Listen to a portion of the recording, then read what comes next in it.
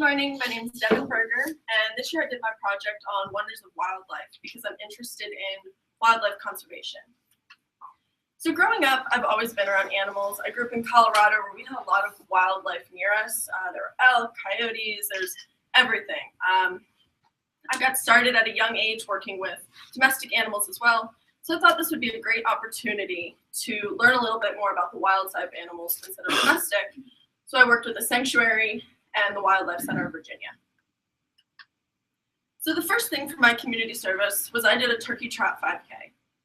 I was planning on only having a wildlife day at the elementary school to try to introduce them to some of the wildlife in our area, but I didn't have enough funding through my GoFundMe. So what I did was throw together a turkey trot to raise money. I actually didn't even plan on this. My dad helped me a lot, and I did it in about 3 weeks. What we did was we didn't ask for a fee to run the race. We just asked for everyone to donate a can of food. Through this, I donated about 4 boxes of canned goods to the local MACA in Fluvanna. So with that money, I went and created a Wonders of Wildlife Day at the elementary school. This was for pre-K, kindergarten, and first grade.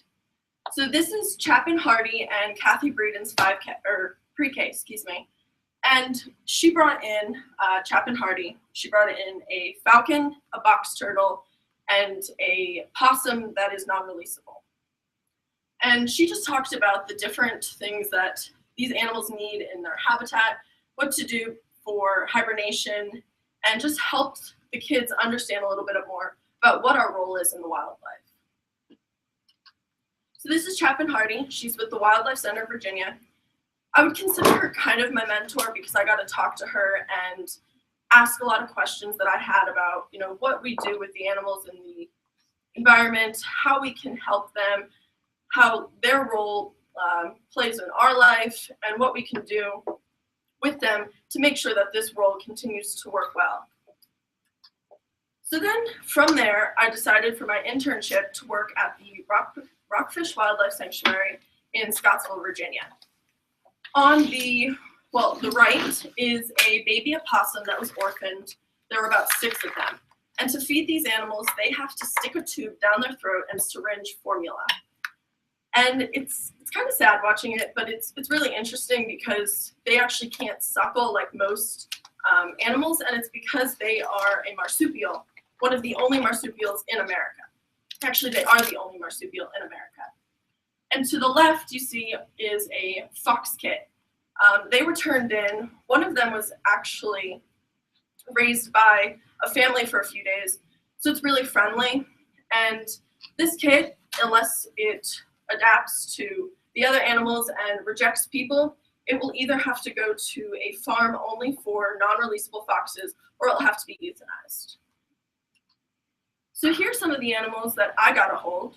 That is a squirrel, and they were really sweet and they're really playful, and its eyes are not open yet. And to the right is one of the other workers there, and she was syringe feeding the squirrel as well, but the squirrel can suckle, so they don't have to be tube fed.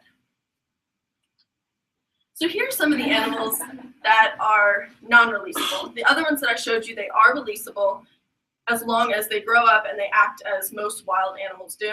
But these animals are either non-native or they're injured. So in the top corner is Chi-Chi the bird. He has adapted to humans so well that as soon as you walk into the cage, he starts chirping and he flies and he lands on you and he's really friendly. The owl right there is also non-releasable. I believe it's injured. The falcon only has 1 eye.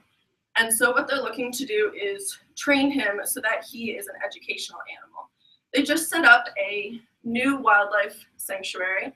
They got enough funding to move it out of a woman's home where it had been run for the past 7 years. And so what they've done is created a new cage where Jessie, my mentor, is going to work with him so that she can bring him out and show people who come to the sanctuary a little bit more about the animals that we have in our surroundings. In the bottom left corner is a Chinese golden pheasant. They're not really sure how this came to Virginia because it's very far from home, so they're not allowed to release it. And what Jesse was telling me, that he's actually pretty lonely. He stays with the pigeons, and he tries to like make friends with them, but they don't really understand what he is or why he's trying to be friends with them. So this is Jessie Cole. She's my mentor. I've worked with her for the past 2 times that I've been at the sanctuary. She got started quite a few years ago when it was first starting, and she's really enjoyed it. She was their first and right now their only paid employee because it's out of a woman's home. And she lives about an hour, and she dedicates 8 hours at least every day to driving to the sanctuary and working with these animals. So for my legacy, I wanted to do something that'll really help this sanctuary. The sanctuary runs on mostly, well, it has to have fresh vegetables to feed all of these animals. And vegetables from all the local stores are very expensive. So what Jessie was telling me is that they rely on donations, gift cards, anything that'll help them buy these fresh vegetables because they're so expensive. So I'm still working on my legacy. I've called Bel Air Farms, but they have not replied back to me or haven't called me back. But what I'm looking to do is set up a relationship between some of the local farms and the sanctuary so that they have a way of having fresh vegetables at not such a high cost. Because these animals, they can eat bruised, they can eat the leftover ones, because they're animals. I mean, they can eat it without a problem. They don't care what it looks like. So hopefully in the coming months that Bel Air Farms and the sanctuary will have a relationship where the sanctuary has fresh vegetables. So for my research, I wanted to know wildlife conservation efforts, where they're going, what they've been done, what is it all about? So I was looking up to it, and I found that there are quite a few different ways that people have been working on conserving the animals and their populations.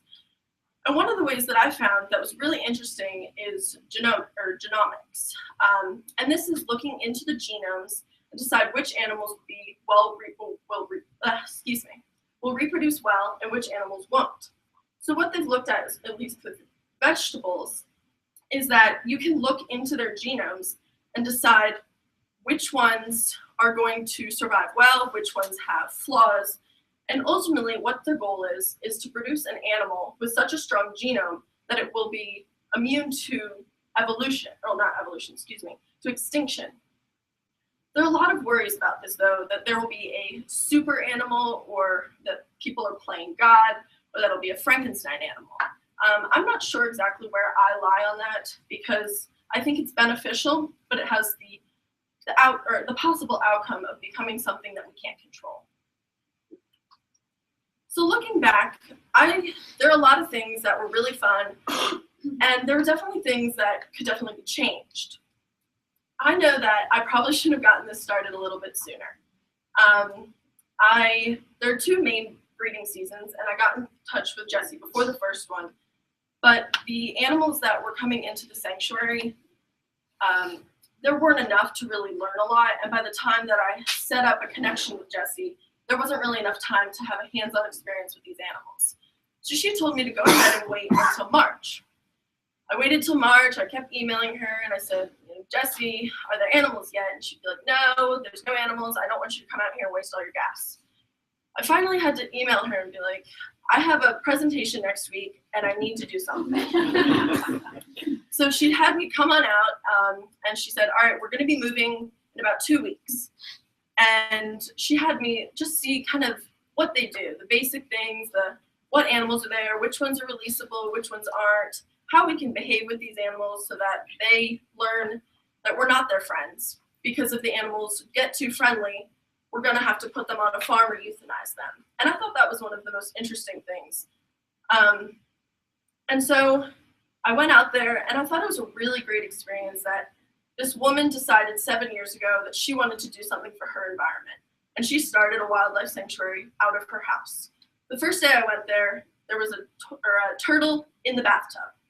And the second time I went out, they actually did find a tub for him outside. And it's really interesting to see how they're so involved in helping these animals. And the other thing I would have for advice is make sure to stay in contact with your mentor. If I wasn't emailing her or calling her, she wouldn't have known what was happening, when I needed to be out there, what was going on, and how this was going to happen. So emailing and staying in contact, all of those were really important things. So looking back, it was fun and it was a great experience. Are there any questions?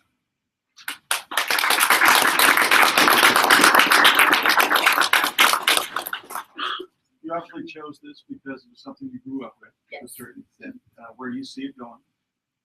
What direction, or did this change the direction? Well, it didn't really change what I was thinking about wildlife. Actually, I don't really want to pursue a career in wildlife, but because it's been such a huge impact on my life, I decided it'd be a great opportunity to work with it. I see that if we have a lot more involvement with the wildlife, then there are a lot of things that we'll be able to change though. One thing that my community service mentor, Chaplain Hardy, said was that humans have a huge role on protecting wildlife. And even the simplest thing is throwing an apple core out your window, which you think is fine, will bring animals to the road and ultimately either kill them or injure them, which just creates a huge load on the wildlife centers. Yes, my question. No.